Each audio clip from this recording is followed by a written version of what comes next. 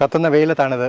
അതെ അതെ അതെ, ഈ ഇലച്ചെടി നിൽക്കുന്നത്. ഇതിപ്പോൾ നല്ല ഉച്ച നേരത്തൊക്കെ ഇപ്പം തന്നെ നല്ല ചൂടാണ്. ഇപ്പം സമയം ഏതാണ്ട് 11-11:30 ആയിട്ടേ ഉള്ളൂ. ഇപ്പം തന്നെ നല്ല ചൂടാണ്. ഇനി ഒരു 2 മണി 3 മണി വരെയൊക്കെ ഇതേപോലെ ചൂടായിരിക്കുമല്ലോ. അപ്പം എങ്ങനെയാണ് ഇത്തരത്തിലുള്ള കൊടും ചൂടിനിടയിൽ ഈ റബ്ബർ കൃഷിയിടത്തിൽ ഏലം പരിപാലിക്കുക? അങ്ങ് എന്തൊക്കെയാണ് നിർദ്ദേശിക്കാനുള്ളത്? ഇതിന് മെത്തലോ ബാക്ടീരിയ എന്ന് പരക്കെ അറിയപ്പെടുന്ന ഒരു ജീവാണുവളമുണ്ട്. ഞങ്ങളുടെ ലാബിൽ, ഏലമല ബയോടെക് ലാബിൽ അതിൻ്റെ ഉൽപ്പാദനമുണ്ട്. PPFM എന്നാണ് അതിൻ്റെ മുഴുവൻ പേരും. ഈ PPFM-ന് വരൾച്ചയെ പ്രതിരോധിക്കാനുള്ള കഴിവുണ്ട്. അത്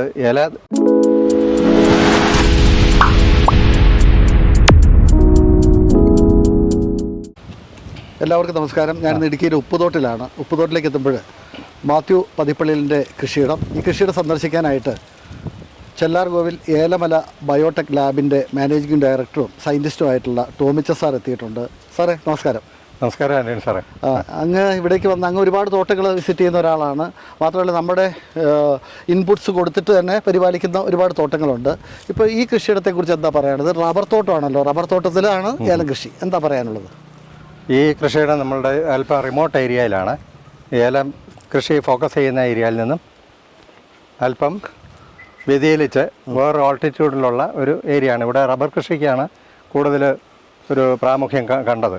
പക്ഷേ ആ റബ്ബർ ഇപ്പോൾ ഇല പൊഴിയുന്ന സമയത്താണ് ആ റബ്ബറിന് ഇടവഴി വരെയും ഏലം നിൽക്കുന്നു. ഇത് നല്ല കത്തുന്ന വെയിലത്താണിത്. അതെ അതെ അതെ, ഈ ഇലച്ചെടി നിൽക്കുന്നത്. ഇതിപ്പോൾ നല്ല ഉച്ച നേരത്തൊക്കെ ഇപ്പം തന്നെ നല്ല ചൂടാണ്. ഇപ്പം സമയം ഏതാണ്ട് 11-11:30 ആയിട്ടേ ഉള്ളൂ. ഇപ്പം തന്നെ നല്ല ചൂടാണ്. ഇനി ഒരു 2 മണി 3 മണി വരെയൊക്കെ ഇതേപോലെ ചൂടായിരിക്കുമല്ലോ. അപ്പം എങ്ങനെയാണ് ഇത്തരത്തിലുള്ള കൊടും ചൂടിനിടയിൽ ഈ റബ്ബർ കൃഷിയിടത്തിൽ ഏലം പരിപാലിക്കുക? അങ്ങ് എന്തൊക്കെയാണ് നിർദ്ദേശിക്കാനുള്ളത്? ഇതിന് മെത്തലോ ബാക്ടീരിയ എന്ന് പരക്കെ അറിയപ്പെടുന്ന ഒരു ജീവാണുവളമുണ്ട്. ഞങ്ങളുടെ ലാബിൽ, ഏലമല ബയോടെക് ലാബിൽ അതിൻ്റെ ഉൽപ്പാദനമുണ്ട്. PPFM എന്നാണ് അതിൻ്റെ മുഴുവൻ പേരും. ഈ PPFM-ന് വരൾച്ചയെ പ്രതിരോധിക്കാനുള്ള കഴിവുണ്ട്. അത് ഇല കൂട്ടിയാണ് അത് സ്പ്രേ ചെയ്യുന്നത്.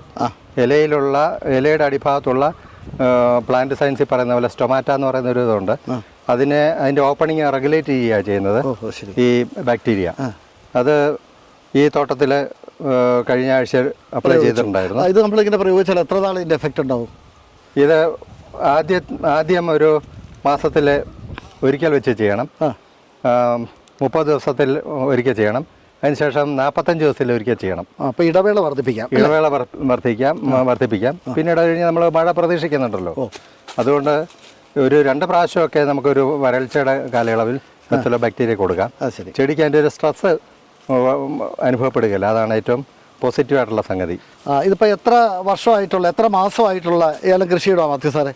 ഇത് 7 മാസമായുള്ളൂ സാറേ. നമ്മൾ ഈ ജൂലൈയിൽ നട്ട ഏലച്ചെടികളാണ്. ജൂലൈയിൽ നട്ടതാണല്ലേ? ശരി. അപ്പോൾ ഏകദേശം എത്ര ചിമ്പ് വരെ ഉണ്ടായിട്ടുണ്ട്? ഇത് ആവറേജ് 25 എണ്ണം വെച്ചിട്ടായിട്ടുണ്ട്. ഇത് എൻ്റെ ഒരു ഫ്രണ്ട് തൂക്കുപാലത്തു നിന്ന് ഞള്ളാനിയുടെ ഒരു വകഭേദം ഡെവലപ്പ് ചെയ്തെടുത്തു. അങ്ങനെ ഒരു പേറ്റന്റിനൊക്കെ അപ്ലൈ ചെയ്തിട്ടുണ്ട്. ഞള്ളാനിയുടെ ഒരു വ്യത്യസ്ത ഇനമാണല്ലേ? ഇതിന്റെ പ്രത്യേകത അങ്ങനെ പറയുന്നത് ഒരു ചിമ്പയിൽ 4 ശരം വെച്ച് വരും. അപ്പോൾ മിനിമം 4 വെച്ച് വരും. അത് അങ്ങനെ തോട്ടത്തിലൊക്കെ ഞാൻ കണ്ടു. അതിൻ്റെ തൈകളാണ് എനിക്ക് തന്നത്. ഇത് പുറത്ത് കൊടുക്കണമെങ്കിൽ അങ്ങേറ്റ ഒരു അനുവാദം വേണമെന്ന് പറഞ്ഞിട്ടാണ്. അപ്പം ഞാനൊരു 1000-ഓളം ചെടികൾ ഇത് നട്ടിട്ടുണ്ട്. അപ്പം ബാക്കിയുള്ള സ്ഥലങ്ങളിൽ നട്ട് കഴിഞ്ഞപ്പോഴത്തേക്ക് റബ്ബർ തോട്ടം വെറുതെ കിടക്കുന്നു എന്നൊരു പരീക്ഷണ അടിസ്ഥാനത്തിൽ നട്ടതാണ്. പക്ഷേ അത് സക്സസ് ആയി. ഇനിയിപ്പോൾ ഈ ചൂടും കൂടെ ഒന്ന് പ്രതിരോധിച്ച് ഈ കാലാവസ്ഥയിൽ ഈ ഒരു സീസണിൽ നിന്ന് കഴിഞ്ഞാൽ അടുത്ത വർഷമൊക്കെ ആകുമ്പോഴത്തേക്ക് വലിയ ചെടിയായി പോകും. 25 ഇമ്പിൽ കൂടുതലുണ്ട് എല്ലാത്തിനും. ടോമി സാറേ, നമ്മൾക്ക് ഈ വളപ്രയോഗം എങ്ങനെ, എത്ര ഇടവേളയിൽ കൊടുക്കണം? ഇപ്പോൾ ഈ ചെടിക്കൊക്കെ നമുക്ക് ഇനി എന്താ വളപ്രയോഗം കൊടുക്കേണ്ടത്? ഇതിന് 30 ദിവസം കഴിയുമ്പോൾ ഒന്നുകൂടി നമുക്ക് PPFM ബാക്ടീരിയയും സ്യൂഡോമോണസും കൂടി ചേർത്ത് കൊടുക്കാം. അല്ലാതെ ആവശ്യത്തിന് ഇപ്പം മൾച്ചിങ് ഉണ്ട്.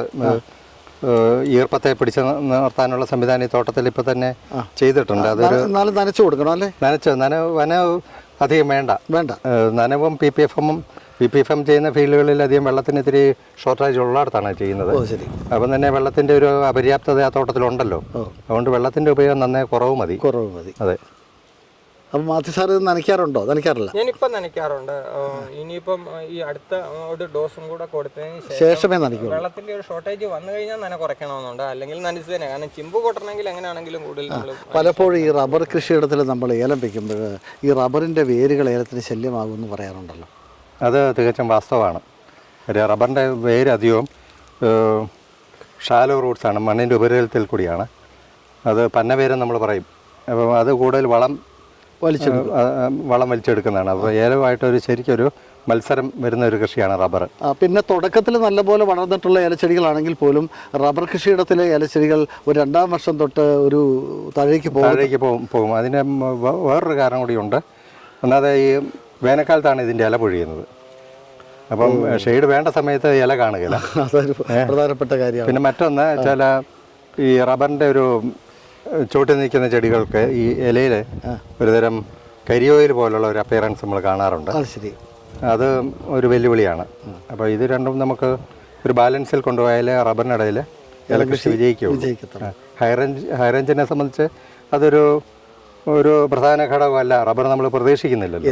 നമ്മുടെ ഈ മിഡിൽ റേഞ്ച് ആയതുകൊണ്ടാണ് റബ്ബർ ഇതുപോലെ വരുന്നത്. അത് ഞാൻ ഈ വർഷം അല്ലെ 1-2 വർഷം റബ്ബർ മുഴുവനായിട്ടും വെട്ടി മാറ്റിയിട്ട് ഫുള്ളായിട്ട് ഏലവാക്കാനുള്ള. ആദ്യത്തെ വർഷം അങ്ങനെ നമ്മുടെ പറ്റുപേര് വലിയ ഇല്ല, ആദ്യത്തെ വർഷം ബാധിക്കില്ല. എല്ലാവരും പറയുന്നത് 1-2 വർഷം കഴിയുമ്പോഴേക്കും ഈ ഏലച്ചെടികളിലേക്ക് റബ്ബറിന്റെ നമ്മുടെ ഒരു തോട്ടം ഞാൻ കാണിക്കുക, അതിൻ്റെ അകത്ത് കണ്ടിട്ടുണ്ട്. അതിൻ്റെ അകത്ത് ചോദിച്ചാൽ 3-ാമത്തെ വർഷമൊക്കെ ആയപ്പോഴത്തേക്ക് ഏലം പഴുത്താൻ നിൽക്കുന്ന റബ്ബർ നല്ലതുപോലെ സംരക്ഷിക്കുന്ന. അതാണ് ഇപ്പൊ ടോമി സാർ പറഞ്ഞൊരു പ്രധാനപ്പെട്ട കാര്യം തന്നെയാണ്. ഈ പന്നവേരുകൾ കയറിയിട്ട് ഈ കൃഷിക്ക് ഓപ്പോസിറ്റ് ആയിട്ട് പ്രവർത്തിക്കും. ആദ്യത്തെ വർഷം ദോഷമില്ലെന്നേ ഉള്ളൂ.